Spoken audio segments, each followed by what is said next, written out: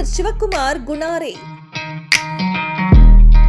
2016ರ IPS ಬ್ಯಾಚ್ನ doctor Shivakumar Gunare ಅವರು ದಾವಣಗೆರೆ, ಇಂಡಿ ಹಾಗೂ ಕಲಬುರಗಿ ರೈಲ್ವೆ ಇಲಾಖೆಯಲ್ಲಿ ಡಿವೈಎಸ್ಪಿಯಾಗಿ ಕರ್ತವ್ಯ ನಿರ್ವಹಿಸಿದ್ದಾರೆ.